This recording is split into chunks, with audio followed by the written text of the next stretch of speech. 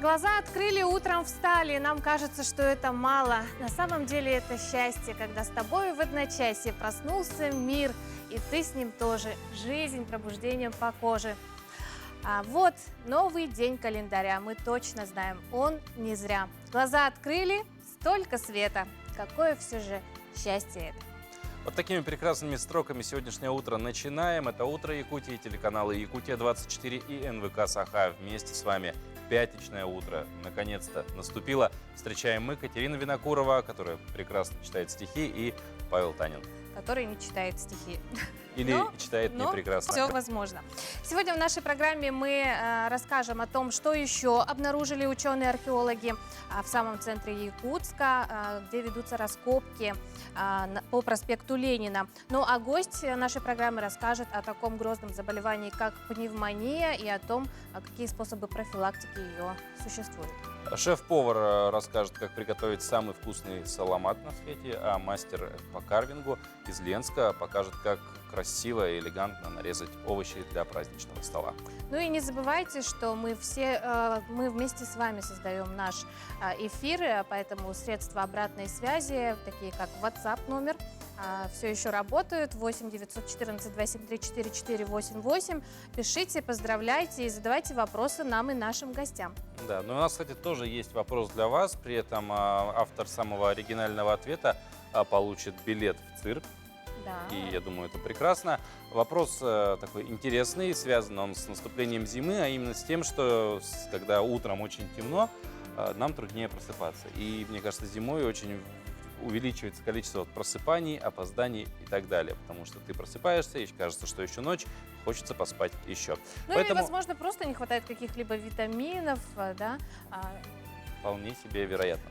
И вопрос выглядит следующим образом. Звучит: какой оригинальный способ проснуться утром вы используете, чтобы вот просыпаться вовремя, никуда не опаздывать? Все свои ответы на наш WhatsApp. Вот тут QR-код есть, можете по нему зайти в WhatsApp и сразу попасть нам в чат.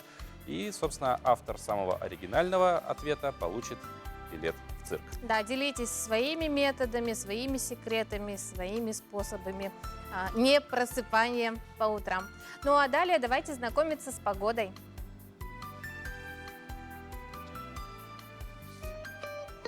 Сегодня в центральных районах в 6 часов утра температура воздуха составила 24-31 градус мороза.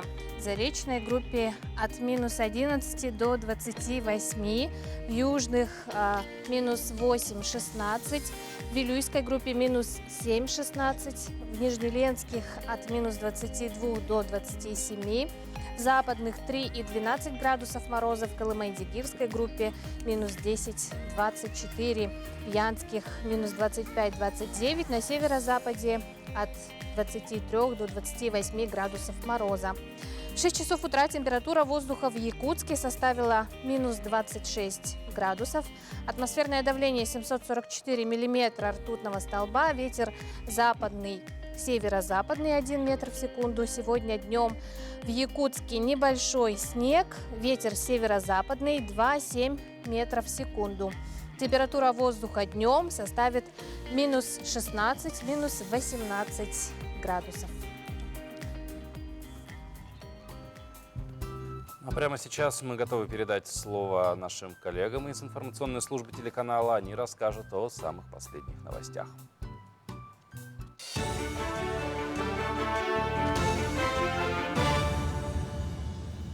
Якутия, доброе утро, коллеги. Сейчас блок новостей. Разработанная в республике биологическая добавка для профилактики перенесенных вирусных заболеваний, в том числе коронавируса, получила сертификат Роспотребнадзора. По словам исследователей, природная пищевая добавка битукладин зарекомендовала себя как эффективное средство для борьбы с последствиями ковида. Препарат сокращает и облегчает протекание болезни, купирует развитие синдрома усталости и депрессии на этапе реабилитации. Отмечается, что перед выдачей сертификата Роспотребнадзор проверяет лишь безопасность того или иного продукта для людей. Эффективность препарата проверяют в ходе клинических испытаний. Битукладин пока прошел только вторую их стадию. Обычное испытание лекарственных средств включает в себя минимум 3 стадии. Колледж инфраструктурных технологий СВФУ проводит курсы для школьников по IT-технологиям. Программа занятий состоит из 16 часов. Детей обучают инженерному дизайну и разработке мобильных приложений. Помимо этого организуют тренировочные сборы для конкурса WorldSkills «Молодые профессионалы». Краткосрочные курсы проходят не только учащиеся Якутска. Учебное заведение тесно сотрудничает со школой села Мар Нюрбинского района, Бердикстякской и Актемской школами. Все курсы проводят в специальных мастерских, оснащенных современным оборудованием. Его приобрели на сумму выигранного федерального гранта. Запланировано более 100 курсов, да, и это в основном идут краткосрочные курсы повышения квалификации. Для школьников это общеобразовательные как раз курсы. Они потом по окончании одних курсов могут заниматься и по другим курсам. То есть целый год по нескольким курсам могут заниматься. И вот то полученное очень хорошее оборудование как раз способствует тому, что и педработники, и студенты, и школьники, и люди из других сфер, специалисты или даже без образования, чтобы могли получить новые профессии, чтобы повысили квалификацию и чтобы развивались тоже именно по IT-сфере. Площадки для сдачи нормативов ГТО появятся в каждом районе республики до конца 2023 года. Построят их по нацпроекту «Демография». В комплект оборудования входят уличные тренажеры на все группы мышц, воркаут, стол для настольного тенниса, щит для баскетбола, мини-стенка для скалолазания, скамьи для пресса и отжиманий, платформы для гибкости. Площадки устанавливают в административных центрах районов. Они не имеют ограничений по возрасту и доступны для всего населения. Минпред республики в рамках республиканского фестиваля «Зима начинается с Якутии» объявил онлайн-конкурс «Охота на северное сияние». Он пройдет по 2 номинациям: «Лучшая фотография северного сияния» и «Лучшее видео северного сияния». Для участия в конкурсе нужно до 21 ноября направить на электронный адрес minpred@sakagov.ru работу и заявку на участие. Также следует подписаться на аккаунт Минпреда Якутии в Инстаграм. Народное голосование пройдет до 30 ноября. Победителей объявят 1 декабря. Их ждут ценные призы.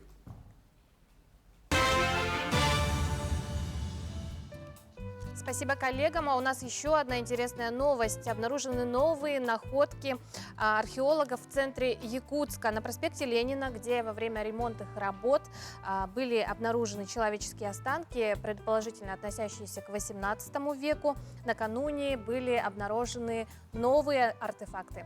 Это нательные кресты и фрагменты обуви, получается. Чем они заинтересовали ученых, и подробнее о находках нашему телеканалу рассказала научный сотрудник Арктического научно-исследовательского центра Якутии Елена Соловьева. На этом участке, где вы присутствуете, мы практически все закончили, выборку погребений.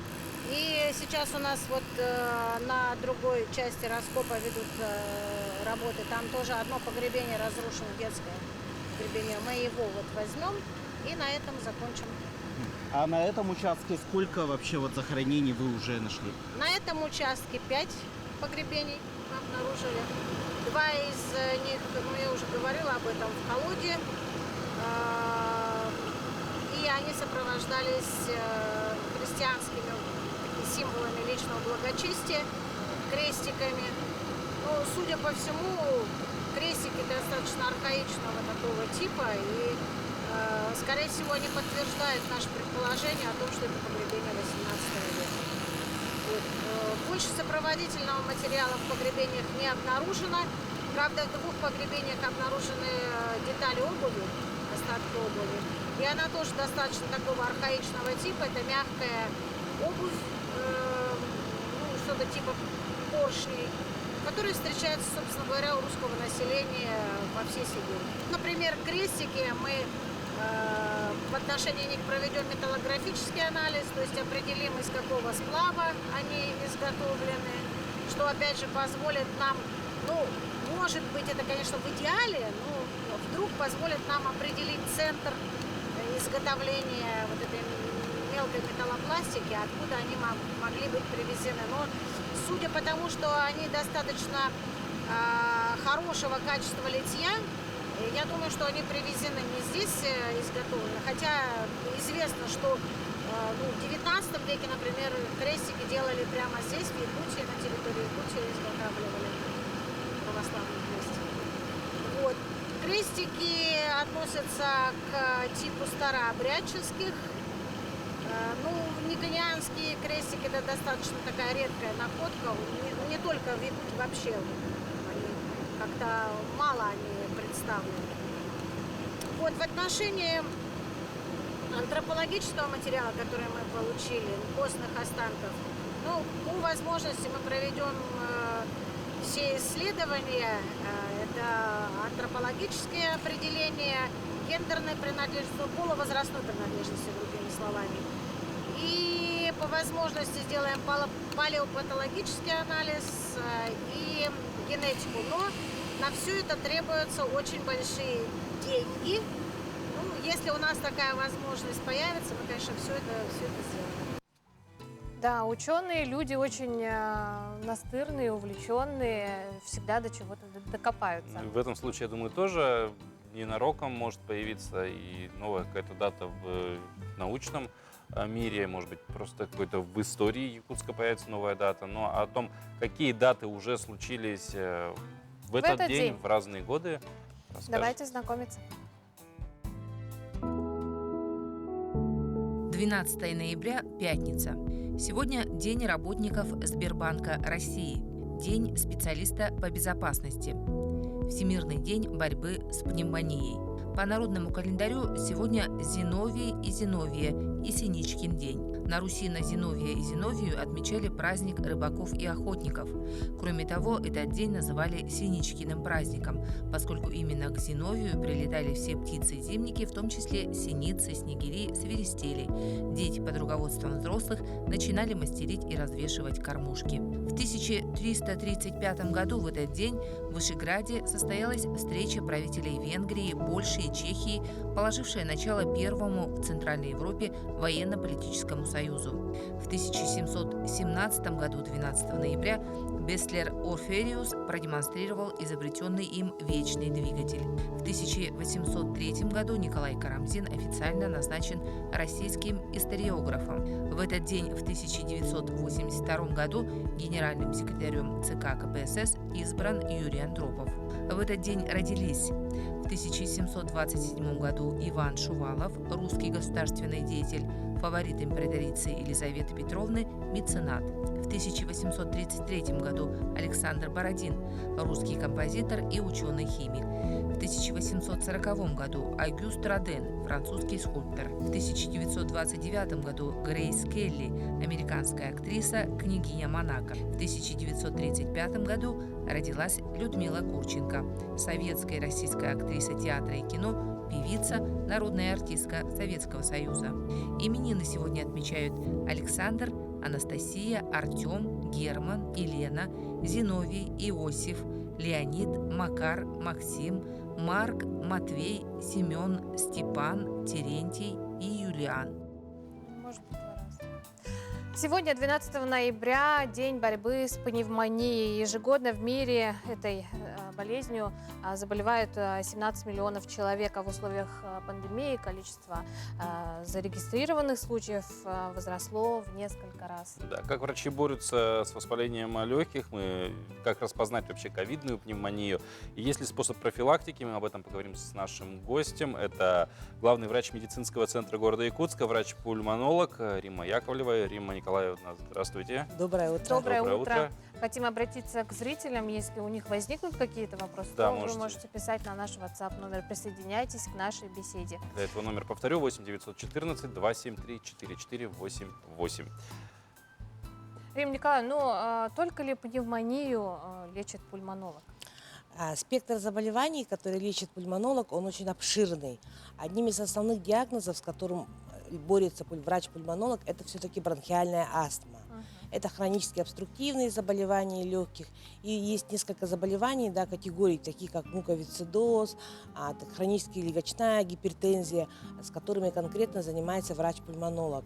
Все-таки пневмонию лечат врачи-терапевты, а обращаются к врачу-пульмонологу только в тех случаях, когда пневмония тяжелая, когда имеются сопутствующие заболевания, для того, чтобы провести консультацию и добавить какую-то терапию. Вот мы сказали, да, что у нас 17 примерно миллионов человек в мире болеют пневмонией. С появлением COVID-19 число увеличилось. Насколько больше стало людей с пневмонией при появлении ковида? Ну, вообще до пандемии смертность от пневмонии во всем мире занимала 5-е место. И вообще пневмония, да, она, конечно, была бичом нашего общества. Почему? Потому что в основном пожилые люди страдают пневмонией, застойными пневмониями страдают, и также различными бактериальными пневмониями. Проблема пневмонии, она всегда и была актуальной, но пневмония была бактериальной. В настоящее время, во время пандемии, пневмония вирусная, она отличается от обычной банальной, нашей бактериальной пневмонии. Количество ее, конечно, выросло. Каждый 3-й человек, заболевший ковидом, переносит интерстициальную пневмонию той или иной степени. Кто-то легкой степени, он даже не знает, что он пневмонией болеет, тяжелой, средней степени. Поэтому можно сказать, что смертность у нас от ковида выросла, и, соответственно, это эти все люди, у которых имелась пневмония. А как вообще распознают ковид, да, это или пневмония, и вызвана она другими заболеваниями? Обычная пневмония наша, которую мы раньше встречались, банальная бактериальная пневмония, она значительно отличается от той пневмонии, которая вызвана ковидом. Понятное дело, что пневмония, которая вызвана ковидом, она в первую очередь имеет эпидемиологический анамнез. Это контакты с больными, да, это положительные ПЦР-анализы, да. И самое главное отличие этих пневмоний, то, что ковидная пневмония всегда двухсторонняя, с поражением легких от верха до низа. А бактериальные пневмонии поражают, как правило, одно легкое и поражают ограниченную долю, одну только. Оно редко распространяется на все легкое. Вот это есть их различие. А сильно ли отличается терапия, лечение вот этих Терапия разных пневмоний? абсолютно разная, что у той, что у другой пневмонии. Почему? Потому что у них разные причины. Это дело вирусная пневмония, а обычная пневмония вызывается бактериями, которые, как правило, очень хорошо лечатся антибиотиками. Вирусная же пневмония одним антибактериальным терапией не обходится. Там нужно взять и дополнительные препараты противовирусные, массивная какая-то терапия, связанная с нарушением свертываемости крови. Поэтому на сегодняшний день эти пневмонии сравнивать как-то нельзя. Это разные процессы, как в лечебном понятии, так и в медицинском, так и в эпидемиологическом. А кто первым делом должен стоять на учете у пульмонолога? У пульмонолога в первую очередь стоят больные с бронхиальной астмой. Почему это так делается? Почему? Потому что больные бронхиальной астмой получают пожизненную терапию. И для того, чтобы контролировать эту пожизненную терапию, он обязательно должен состоять на учете у врача-пульмонолога. И также вторая категория большая, которая состоит на учете у пульмонолога, это хроническая обструктивная болезнь легких. А есть ли какие-то, условно, многие болезни сегодня, люди, да, с болезнями получают какие-то бесплатные лекарства для лечения этих болезней? Есть ли с пневмонией такая же история? Я хочу сказать, да, что пневмония – это острый процесс, он сегодня есть, завтра его нет, поэтому бесплатного лекарственного обеспечения не положено. А положено бесплатное лекарственное обеспечение из всей группы бронхолегочных заболеваний только больным бронхиальной астмой. Вне зависимости, есть инвалидность или нет инвалидность, любое лекарство для лечения астмы предоставляется поликлиниками бесплатно. Это право человека в связи с его диагнозом. Только бронхиальная астма. А имеются ли методы профилактики какие-либо от пневмонии? Методом профилактики от пневмонии, которые мы уже наверное, 8 лет вместе с главным внештатным пульмонологом внедряем в республику, да, это вакцинация от пневмококковой инфекции. 60% пневмоний вызывается пневмококком. И если вы провакцинировались этой вакциной, ее хватает, я хочу сказать, на 15 лет. И, значит, вы гарантированно не заболеете пневмококковой пневмонией, либо если вы заболеете без осложнений. Значит, когда мы только начали внедрять этот проект по массовой вакцинации населения от пневмококковой инфекции, значит, у нас пневмонии в республике по смертности были на 5-м месте. Через 5 лет мы вышли на смертность на 6-е место. Значит, мы снизили смертность от пневмонии, банальных пневмоний. И вот, к большому сожалению, да, люди не очень охотно шли на эту вакцинацию.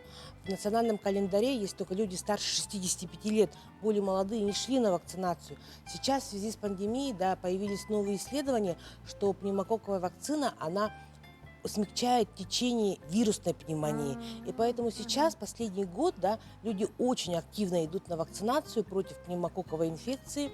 Она называется вакцина Превинар или Пневмо-13. Она доступна в каждой поликлинике, бесплатно абсолютно. Поэтому пожилые люди, да, и молодые люди, которые заботятся о своем здоровье, должны обязательно привиться этой вакциной. В любом Говоря возрасте, просто да, про можно? Превинар, я перебью вас, извините, как раз на наш WhatsApp пришел вопрос. Больные бронхиальной астмой могут ли Превинаром прививаться и сколько раз? Больные бронхиальной астмой, вообще все больные бронхолегочными заболеваниями должны прививаться бронхиальной астмой. Как я сказала, первая группа риска, да, которые обязаны прививаться, это лица старше 65 лет, это лица больные бронхолегочными заболеваниями, сахарным диабетом и сердечными болезнями. Прививается, как я уже сказала, 1 раз в 15 лет. Вакцина долгоиграющая, хорошая вакцина французской фирмы Pfizer, поэтому как бы надо прививаться этой вакциной. А часто ли нужно посещать вообще пульмонолога, проверяться? Нет, проверяться у пульмонолога не нужно. Пульмонолог – это достаточно узкоспециализированный специалист, который смотрит пациентов по направлению врача-терапевта. По направлению. Если он сомневается в диагнозе, либо есть какие-то выраженные изменения на спирографии, тогда только отправляет. А так обследоваться у пульмонолога, ну как бы так, это не массовое обследование. Что ж, ну, поскольку холода наступили, да, как-то вот погодные явления влияют на Сезонность, заболеваемость, может да, быть. сезонные Да, конечно, заболевания. определенно. Все бронхолегочные заболевания, включая пневмонию, имеют сезонность. Но эта сезонность связана не с холодами, а с тем, что наступает атака вирусных инфекций.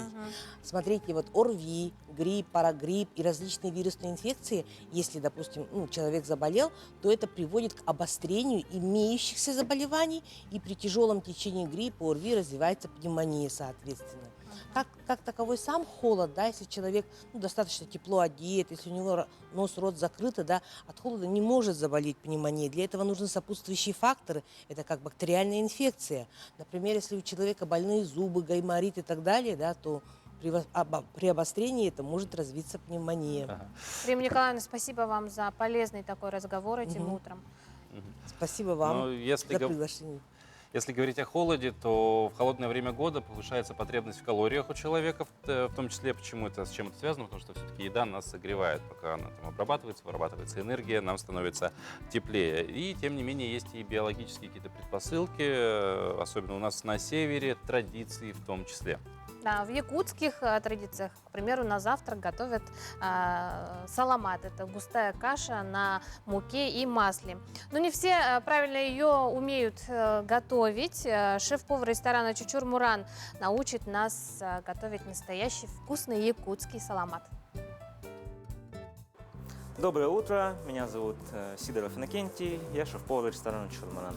Сегодня мы готовим очередной якутский завтрак, будем готовить саламат. Для этого нам потребуется сливочное масло. Растопим его на низкой температуре, чтобы масло не подгорело. Лучше всего брать хорошее чурапчинское сливочное масло, деревенское. Масло мы помешиваем для того, чтобы масло не пригорело и чтобы у нас не было черных пригорелых комочков.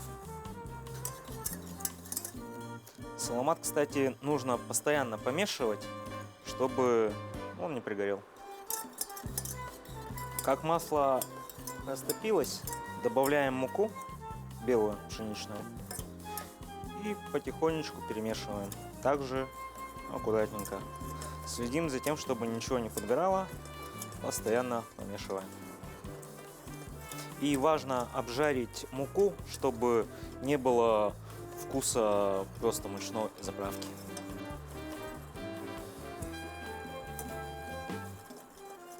Муку вводить нужно небольшими частями, так все равномерно обжарится.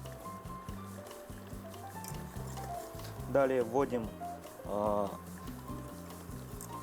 33% сливки.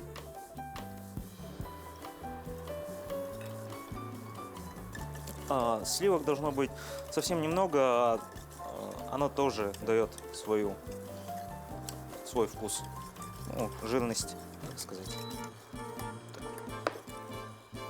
И после того, как все хорошенько обжарили, добавляем молоко.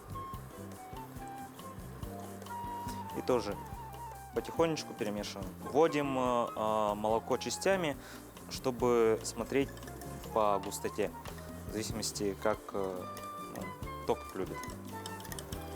Молоко подойдет, чем жирнее, тем лучше, именно на саламат.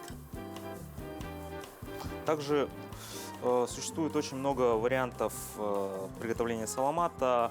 Можно готовить его на сметане, на молоке, на воде, на сливках. Очень много вариаций. Саламат нужно постоянно помешивать, чтобы не было комочков. И добавить немножко соли. Также кто-то предпочитает, если немножко сладенького, можно добавить сахара. Вот, саламат загустевает. Вот. Добавляем молока еще, чтобы он не был очень густым.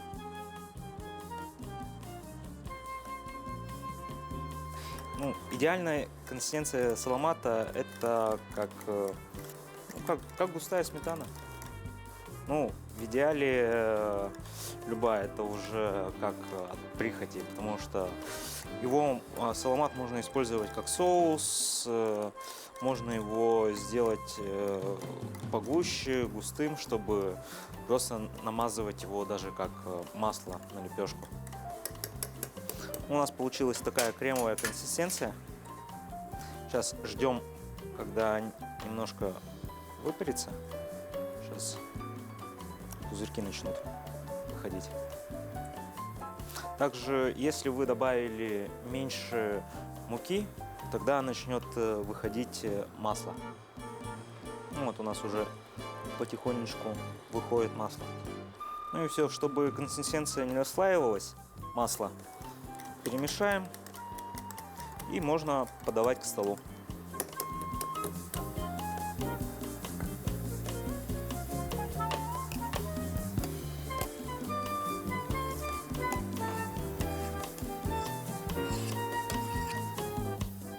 Идеально саламат подходит с лепешечкой. Вот так вот.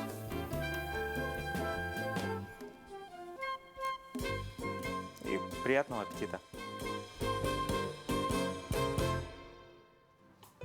Выглядит это очень аппетитно. Тем временем на наш WhatsApp пришло поздравление. Спешу его прочитать. Доброе утро, НВК. Передаем большой утренний привет жительнице города Среднеколымска, сестре, маме Светлане. Желаем крепкого здоровья, радости, удачи, терпения и везения. Будь всегда красивой и счастливой. С наилучшими пожеланиями твои дети Инесса и Валентин, сестра Любава, племяшки Фури и Туся. И много-много эмоджи, смайликов с объятиями и поцелуями. Так здорово. Привет большой Среднеколымску. Да, я напоминаю, что вы также можете отправить свои поздравления, мы их обязательно прочитаем. Также сегодня мы задали вопрос, на который хотим получить интересный оригинальный ответ. Как вы вот оригинально просыпаетесь зимой по утрам, чтобы не просыпать? То есть это не обязательно что-то связанное с моментом просыпания. Может быть, какие-то предварительные действия. Лечь голодным, выпить много воды перед сном и так далее. Все ваши ответы, пожалуйста, на наш WhatsApp 8 914 273 4488. А автор оригинального Ответа обязательно получит от нас билеты в цирк на юбилейное шоу от поколения Next, которое называется «Мы. Время вместе». Состоится оно 20 ноября в Саха-цирке. Билет на 2 персоны. Так что почему бы и нет, да? Почему бы не написать? Так просто бесплатно получить приглашение. Ну а тем не менее, новогодние праздники, а после них и весенние праздники не за горами. О том, просто и красиво украсить праздничный стол, нам расскажет и покажет мастер карвинга из города Ленска. Доброе утро, дорогие жители Якутии! Сегодня мы расскажем о таком интересном и полезном в быту искусстве, как карвинг. На улице зима, и Ленск один из первых в республике начал готовиться уже к новогодним праздникам. Ну а мы как раз в преддверии этого продемонстрируем, что можно приготовить на стол из фруктов и овощей. Интересно, красиво. Вырезание из овощей и фруктов называется искусство тайского карвинга, потому что это искусство пришло к нам из Азии, из Таиланда. А родиной карвинга является Китай. Там это искусство зародилось, имеет многовековую историю. Расскажите, с чего мы сегодня начнем? С овощей, с фруктов? Я предлагаю начать с фруктов, порадовать себя яркими, сочными плодами. И будем работать самыми обыкновенными ножами, привычными. Лучше, конечно, взять небольшой кулинарный нож. Самое главное в нашем искусстве, чтобы у ножа был тонкий кончик. Ну, у апельсинов такая твердая кожура. Да, апельсин можно очистить, он легко очищается. Есть один секрет. Нужно покатать апельсин с силой об стол. Тогда вы его очистите так же, как и мандарин. Наша задача – очистить апельсин по кругу. То есть левой рукой я проворачиваю апельсин, а правая рука у меня стабильно. Я ее держу. Так, вот у нас получилась такая шкурка. Угу. Начинаем с самого тоненького, с этого кончика. Сворачиваем на себя. Вот так. Обычный рулик, плотненький. И когда вы подходите к концу, вы эту розочку устанавливаете на основание. Она сама ложится. Но чтобы роза не распадалась уже, наверняка мы ее закрепим зубочисткой. Насквозь прокалываем, начинаем вот с основания, насквозь прокалываем все лепестки. Но даже если у вас не получилось, вы не отчаивайтесь. Всегда можно добавить дополнительный декор. Мы это посмотрим сегодня. Сейчас давайте задекорируем. Давайте яблочко задекорируем. Возьмем зеленое яблоко. И очень простое украшение, простое, но эффектное, красиво выглядит. Мы отрезаем от яблока кусочек, не половинку, потому что там семечки, они будут нам мешать, а отступаем и отрезаем. Наша задача сейчас нарезать эту половинку на пластике. Один пластик, второй пластик, толщиной около миллиметра. Вы знаете, нам ничто не мешает украсить даже вот в таких вот северных условиях, как наши. И теперь нам нужно проколоть все эти пластики одной зубочисткой насквозь. Мы раскручиваем вертушечкой. Один пластик, второй. Пусть украшение покажет всю свою красоту. Какие-то кусочки, которые нам никуда для украшения не подойдут, мы можем вот эти вертушечки наколоть на основание. Тут есть один секрет. Как закрепить это украшение на краю бокала? Берем вторую зубочистку. Это профессиональный секрет барменов. Вставляем зубочистку рядышком вплотную к первой, чтобы здесь остался зазор. И мы край бокала вставляем в зазор между двух зубочисток. И вот, пожалуйста. И теперь сюда соломку для соков, ваш любимый сок, морс. Елена, спасибо большое за такой мастер-класс. Я думаю, ваши идеи пригодятся всем жителям Якутии, особенно сейчас, когда уже многие задумываются о подготовке к Новому году. Впереди у нас также еще День матери, да? Кто-то может порадовать своих жен и мамочек украшениями из фруктов и овощей. С нами была Елена Табаева. До скорых встреч! Что ж, есть время до Нового года подучиться вот это все вырезать и делать красивое оформление. Ну а далее мы передаем слово нашим коллегам из информационной службы.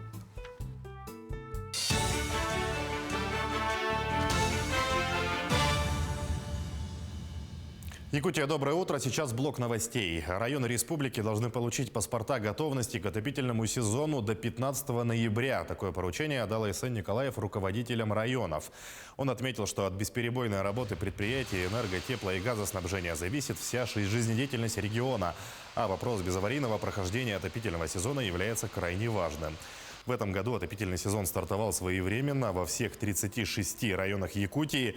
Однако на сегодня паспорта готовности отсутствуют у Ленска и 23 муниципальных образований. Кроме того, Министерству ЖКХ и энергетики республики поручено обеспечить на местах необходимый запас топлива. Археологи завершают раскопки на центральной улице Якутска. Ремонтные работы на участке от улицы Кулаковского до улицы Петровского могут возобновить на следующей неделе. Как сообщил начальник департамента по охране объектов культурного наследия Николай Макаров, с помощью археологов обнаружено коллективное захоронение. По словам руководителя раскопок Елены Соловьевой, находки относятся к началу 18 века, возможно, и к более раннему периоду. Точные даты специалисты назовут позже.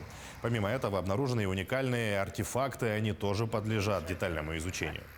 Этапность работы у нас предусматривается контрактом. Это значит на 21, 22 и 23 годы на два, соответственно, этапа, вводных этапа считается. Это первый этап, это у нас вот 21-22 год, протяженностью порядка 1,8 километров. Это вот от улицы Кулаковского до здания Лорпа. Ну, у нас план такой, чтобы все-таки к столетию СССР в следующем году мы центр все-таки нашего города успели преобразить в новый вид. Ну, постараемся, конечно, в полной мере, но сегодня в связи все-таки с тем, что вот происходят у нас некоторые отклонения от намеченных планов в связи с выявлением разного характера тоже дополнительными работами, но, тем не менее, будем стараться подходить к этим срокам. На реке Лене из села Тихтюр Мегино-Кангаласского района до Жатая курсирует один паром в сопровождении ледокола. В день совершают 2 рейса в зависимости от количества машин. Также курсируют 5 аэроботов с Нижнего Бестяха с пересадкой на Хивусы. В Якутск пассажиры прибывают в 202 микрорайон. Цена проезда 3000 рублей. На повышение цен влияет обстановка на реке. По 8, по 9, по 10 человек, ну смотря какая загрузка, сколько вещей. И там вот пересаживаются, да, вот на этих вот песках, на ершах. И уже дальше идут на подушки. Сейчас вот новую дорогу пробили. Идут это самое, по новой дороге они, более-менее так, ну нормально для подушек. И сколько будем здесь, я говорю, стоять, я не знаю, река только встанет. Может быть 3 дня, может быть 4 дня, река только встанет, а работами накатают немножко. Ну, очертания дороги.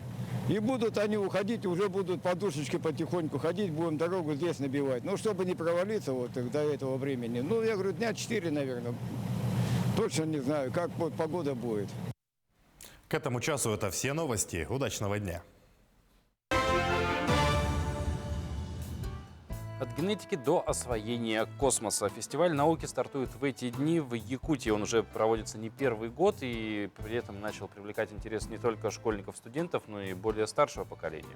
На этот раз фестиваль посвящен Году науки и технологий в России и Году молодого исследователя в СВФУ.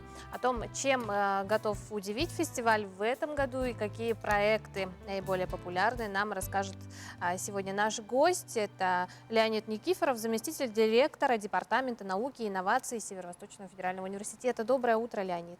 Доброе утро. Расскажите подробнее о предстоящем фестивале. Вообще он же уже имеет какую-то свою историю, традиции даже, насколько знаем. Да, конечно.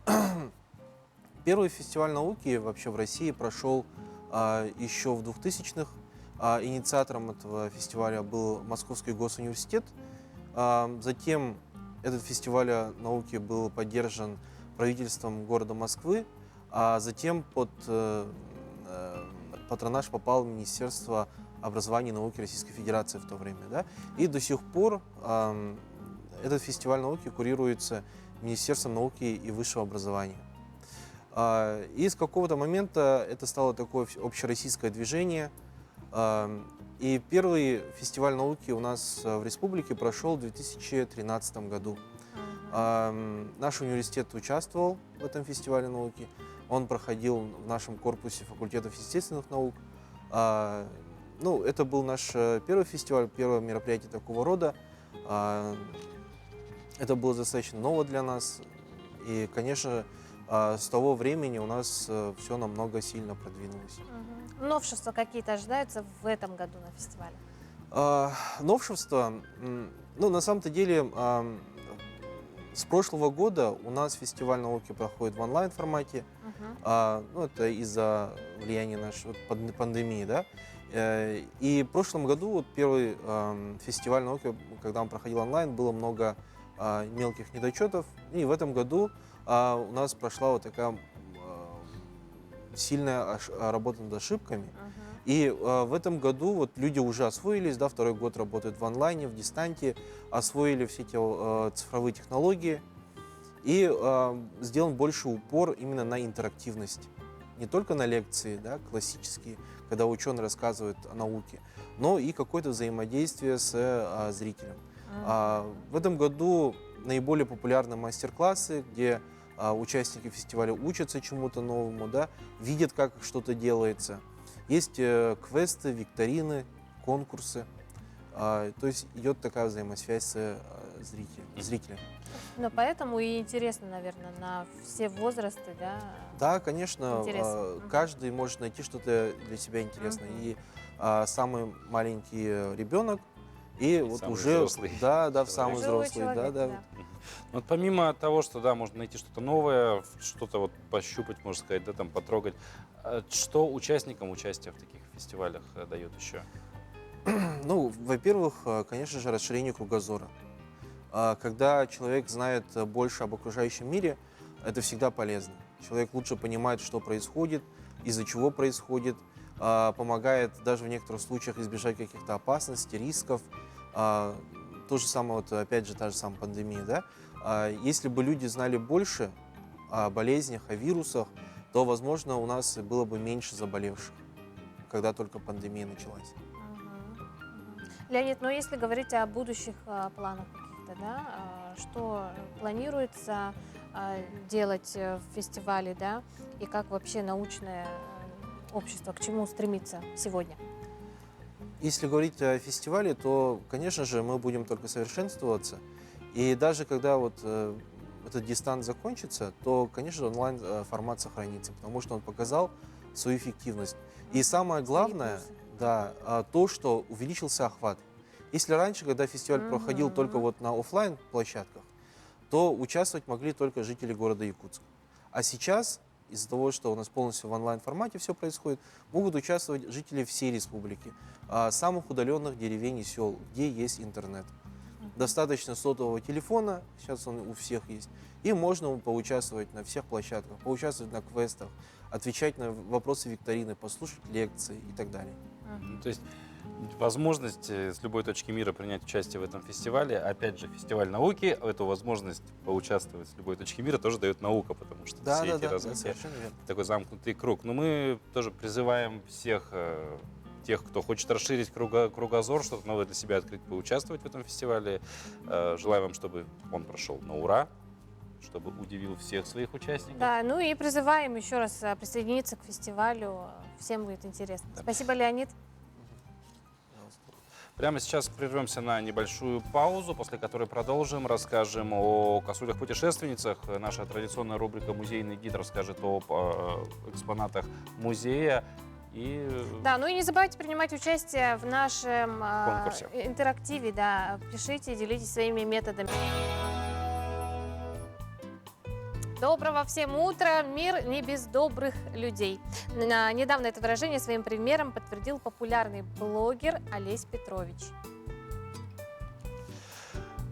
Да, действительно. Олесь спас отбившуюся от стада косулю, но на чудесном спасении история эта не заканчивается. О том, что сейчас со спасенной косулей и что вообще ждет животное, смотрите далее. У юных спортсменов тренировка начинается с традиционной разминки. На прошлой неделе сотни подписчиков блогера Олеся Петровича наблюдали за спасением косули. Совсем юное животное отбилось от стада и оказалось на льдине в районе Нижнего Бестяха. Замерзшее и обессиленное существо было обречено на гибель, если бы, на его счастье, мимо не проезжал на судне на воздушной подушке Олесь. Увидев животное в беде, Олесь уговорил капитана на спасательную операцию. Видите, есть люди сердобольные все-таки.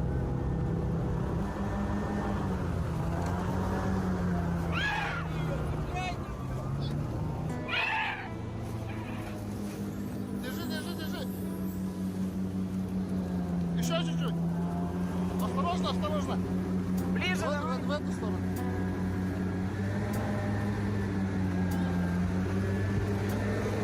Хорош!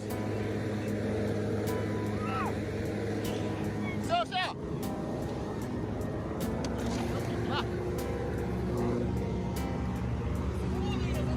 Все, ништяк. Салон, давай. После удачного спасения косуля вместе со спасателями отправилась в Чурапчу, откуда, по планам Олеся, она должна была отправиться в зоопарк. Но все оказалось не так просто. В зоопарке там очень все сложно. Ну, как бы какие-то передержки, проверки прокурорские. Короче говоря, это очень все сложно. Там какие-то документы надо. Если бы мы его бросили или выпустили, он в первые 2 дня он, кашлял. То есть он простудился все-таки. И кашлял глубоко там, была мокрота, сопли были. И в первые 2 дня выдержал это все, переборол нормально. И выпустить в этот момент его мокрого, это было бы просто смерти подобно. Недолго думая, Олесь решил на время приютить косулю у себя в Нюрбе. Для Ильи, так назвали животное, купили ошейник и соорудили поводок. Олесь понимает, что содержание дикого животного в доме – это незаконное действие, но отпустить в дикую природу значит подписать косуле смертный приговор. У меня есть вольер, все есть. Вот так, как здесь, допустим, в Бош-центре, будет передержка. До какого-то периода, когда его или заберут, или, допустим, в Ортодайду проблемы эти все закончатся у них с вот этими всеми делами. У них там сейчас идет сертификация и так далее и тому подобное. То есть он у меня попадет на передержку. Сейчас выпускать это будет жертва либо охотникам. Вы все видели видео вот недавно, как там косулю УАЗиком давили. Да. Это либо первая жертва, потому что он наоборот на машину пойдет, а не будет убегать от нее. Либо это будет жертва волку, потому что он без стада. В быту Илюха оказался неприхотлив. Спит в вольере на старом матрасе, гулять теперь ходит на поводке. Тальник, березовые ветки, сено. А на такое сладкое это яблоки и морковка. Яблок сильно много нельзя, потому что все перебродит там у него, это будет нехорошо. А вот морковка, одно яблоко так это с удовольствием. Прям вырывает из рук. Теперь косуля Илья стал постоянным участником стримов и роликов Олеся в Инстаграме и Ютубе. И за последнюю неделю, что животное живет с ним, количество подписчиков в социальных сетях у Олеся увеличилось более чем на 5000. Мы тоже будем следить за приключениями Олеся и с дальнейшей судьбой косули Ильи. Александр Хавренко, Семен Семенов, Якутск. Что, вот такая вот замечательная история с косулей произошла. Да, но у что нас с хэппи-эндом, да? это всегда главное, чтобы заканчивалось все хэппи-эндом. Неважно, какая история, если заканчивается она счастливо, то все хорошо. И всем хорошо. Мы вернемся немножко в наш WhatsApp. Пришло такое сообщение, с удовольствием прочитаем. Доброе утро, Якутия. День с утра мы начинаем с утренней зарядки и бодрящего кофе. Это, к слову, наверное, о нашем вопросе, о том, какой оригинальный способ проснуться, но все-таки мы больше имели именно сам момент пробуждения этого. Потому что до этого кофе-то и зарядки нужно еще добраться и открыть глаза. Тем не менее, очень полезный совет, абсолютно. И далее сообщение продолжается. От имени студентов-преподавателей Института физической культуры и спорта Северо-Восточного федерального университета поздравляю вас и всех жителей Якутии с Всероссийского фестиваля «Наука плюс». Призываем принять активное участие в мероприятии. Заведующий кафедрой теории и методики физической культуры и безопасности жизнедеятельности Афанасий Сергин. Да, мы очень рады, когда вы нам пишете, когда вы нам отвечаете, всегда рады. В любое время суток мы читаем ваши сообщения и по возможности всегда отвечаем. И, кстати, еще одно сообщение есть по поводу вопроса того, как оригинально просыпаться, именно пробуждаться по утрам. Пишут, что стараюсь спать стоя, никогда не получается, но думаю, что эффективный метод. На данный момент, я думаю... Ты смог бы спать стоя? Я в детстве, может быть, пару раз пытался, когда изучал мир, скажем так, но нет. Но мы Подушка, вот одеялко. вопрос задаем, а ты сам как оригинально просыпаешься, Паш? Ну, я никак. Я уповаю на то, что меня справа лежащий человек в виде жены так вот распинает. Жены и детей, наверное. Жены, детей, дети начнут кричать. То есть, ну, все, кроме меня, этим вопросом озадачены, но не я сам. Но на самом деле будильника мне пока хватает. Да, ну я тоже, допустим, не знаю, можно ли это назвать оригинальным способом, я понаставлю себе 10 будильников и по очереди выключаю. Раньше я тоже такое пытался. Тем временем север часто у нас... Вот, кстати, сразу еще пришло сообщение. В отдельной комнате включаю будильник. Вот, то есть где-то далеко. Это нужно встать, пойти, да, Добраться. подняться, пойти в другую комнату. Кстати, да, тоже хороший способ. Да. Ага. Мы продолжаем. Север часто ассоциируется у нас с холодом, снегом и морозом. Можете ли вы представить, что белые морозные узоры не тают у огня, теплые на ощупь и украшают ваш быт? Это холмогорская резьба по кости. Она одна из самых узнаваемых видов народного творчества Архангельского севера. Народные умельцы создавали из кости ларцы, табакерки, гребни, шкатулки, настольные туалетные комоды, игольники, кубки, вазы и даже мебель. В постоянной экспозиции Национального художественного музея можно ознакомиться с этими предметами 18-19 веков. Уникальным видом декоративно-прикладного искусства является резьба по кости. Истоки ее в XVII веке, когда стали известны славные мастера резьбы по рыбьему зубу. Так назывался моржовый клык. Центром этого промысла стали Холмогоры, родина великого Ломоносова. И в то время лучшие холмогорские резчики, они приглашались в Москву в оружейную палату, инкрустировали оружие, изготавливали ларцы для святынь, изделия для императорского двора. Лучшие косторезные изделия, конечно, передавались в дар знатным особам. Достойное место среди сокровищ музея занимает русская резная кость, которая достигла наивысшего расцвета в эпоху Петра I. Петр I покровительствовал мастерам-резчикам. Вот вобрав в себя традиции северорусские, техники немецких, нидерландских мастеров, коренных народов Севера, вот этот холмогорский стиль, он сложился только к XVIII веку. И главная его отличительная особенность – это ажурная, тончайшая сквозная резьба.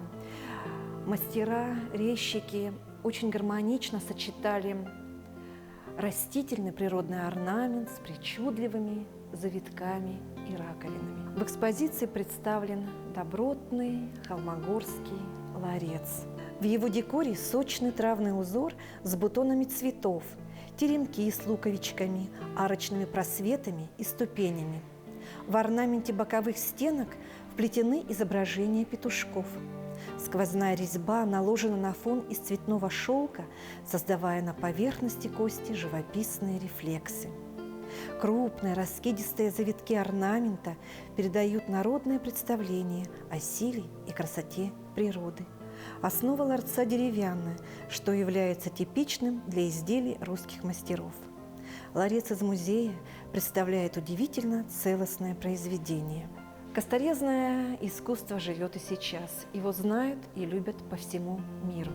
Крест, ларец, шкатулка с дивной вязью, поставок под ладом да свечу – все в узорах, все в разнообразии, сколь в резьбе умений да причуд, сколь умений точных да стараний приложил умелец-косторез, чтоб сияли всех узоров грани в белом свете, чистом серебре.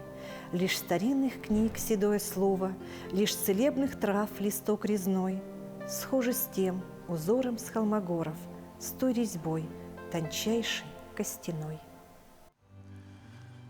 Действительно, произведение искусства. Мы вновь обращаемся в наш WhatsApp. Пришло поздравление, спешим его зачитать. Поздравьте Павлову Ларису Ильиничну из Покровска с Днем работников Сбербанка. Поздравляем и также поздравляем всех работников Сбербанка. Сегодня же 180 лет, если не ошибаюсь, исполняется. Вот. И возвращаемся к нашему вопросу. Пришли еще два замечательных ответа, как люди оригинально просыпаются по утрам. Чтобы проснуться рано, надо выпить стакан воды, уходя на сон. Это раз вариант. И уже точно самый оригинальный. Меня будет с утра взлетающий самолет. Привет, Мархаб. И я считаю, что это самый оригинальный способ проснуться. Я согласна с тобой. Привет мархинцам. Да. Спасибо, что смотрите. Ну и я думаю... Да, я думаю, за этот самый такой оригинальный ответ вы получаете пригласительный в Саха-цирк, который состоится 20 ноября. Представление от поколения Next под названием «Мы. Время вместе». Да, мы с вами свяжемся и уже расскажем подробнее, как билеты получить. Также я думаю, что варианты с будильником в другой комнате и стаканом воды на ночь тоже заслуживают внимания за участие, поэтому... Мы с вами обязательно свяжемся. Ну и поскольку наш эфир мы сегодня начали со стихов, то и закончить хотим